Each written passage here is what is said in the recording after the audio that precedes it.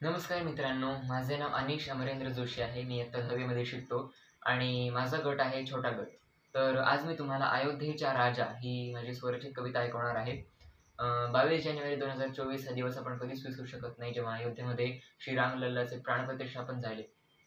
आणि तो दिवस एकूणच आपल्या अभिमानाचा दिवस होता, कारण जवळपास 400-500 वर्षांनी मंदिर पुन्हा तिथे उभारलेले आहे.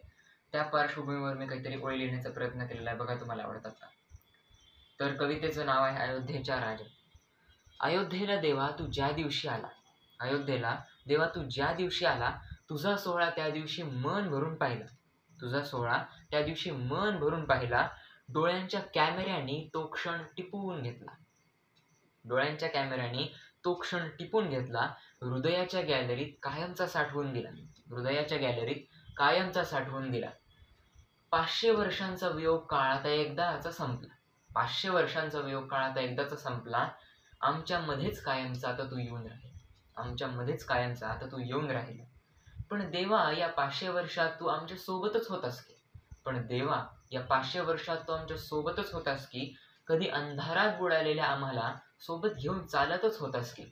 कधी अंधारात बुडालेल्या आम्हाला खांद्यावर घेऊन चालतच होतास की.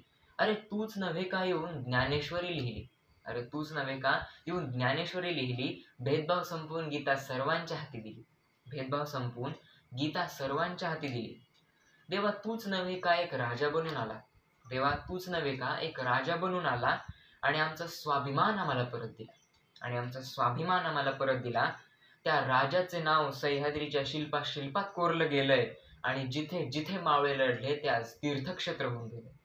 आणि जिथे जिथे मावळे लढले ते आज तीर्थक्षेत्र होऊन राहिले. देवा आता आलाच आहेस तर निवांत राहा. देवा आता आलाच आहेस तर निवांत राहा. आमची खासियत हापूस आंबा मन भरून खा. आमची खासियत हापूस आंबा मन भरून खा. कारण आता भारतावरचं संकट बरंच टळलंय. कारण आता भारतावरचं संकट बरंच टळलंय. तुझ्यासारखेच प्रधानमंत्री आणि आता तर रामराज्य आलंय. तुझ्यासारखेच प्रधानमंत्री आणि आता रामराज्य आलंय.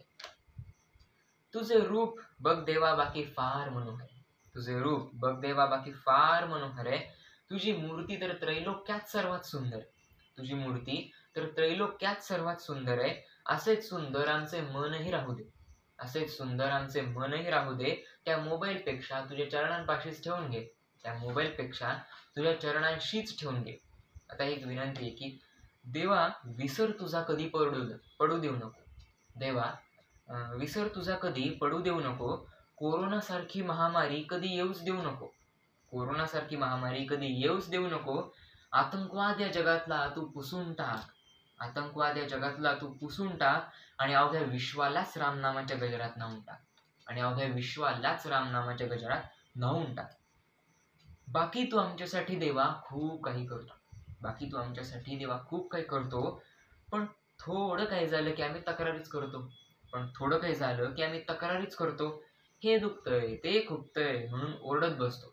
हे दुखतंय ते खुपतंय म्हणून ओरडतच बसतो. पण तू आमच्या आतच आहेस हे का बरं विसरतो. पण तू आमच्या आतच आहेस हे का बरं विसरतो. आता त्या दिवशीच्या सूर्यतिलकवर काही गोष्टी लिहिण्याचा प्रयत्न केला. देवा तुझा सूर्यतिलक त्या दिवशी बघितला. देवा तुझा सूर्यतिलक त्या दिवशी बघितला. बघितला की सहजच एक विचार आठवला. बघितला की सहजच एक विचार आठवला. असाच सूर्य आमच्या अंतरी उगवू दे. असाच सूर्य आमच्या अंतरी उगवू दे. या नयनरूपी चकोराला सर्वांमध्ये तुझाच चंद्र दिसू दे. या नयनरूपी चकोराला सर्वांमध्ये तुझाच चंद्र दिसू दे. तुझाच चंद्र दिसू दे. धन्यवाद. जय श्रीराम.